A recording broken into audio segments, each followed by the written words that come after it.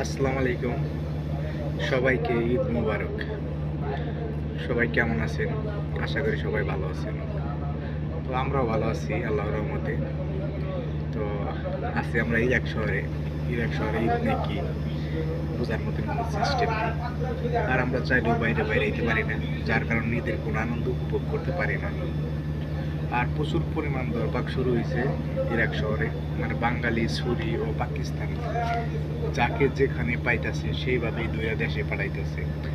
আর flight বন্ধ হওয়ার কারণে এখনো বাঙালি বা অনেক দেশের লোক পাঠাইতে পারতাছে না। তো ইরাক শহরে যারা আসেন তারা খুব সাবধানে আসবেন বা চিন্তা ভাবনা করে আসবেন। আপনারা দেশ থেকে আসলে পরে 1 মিনিটেরও ভরসা নাই। আর দালালটা বলে এইটা সেইটা বইলে নিয়ে আসবো, আনার পর আপনি দালালটা কোনো খোঁজ খবরই নিব না, বুঝছেন? তো আসতে কিন্তু 6 থেকে 7 লাখ টাকা লাগে। কেউ এত বড় রিস্ক নিয়েন না। সবাই ভালো থাকবেন, সুস্থ থাকবেন। ধন্যবাদ।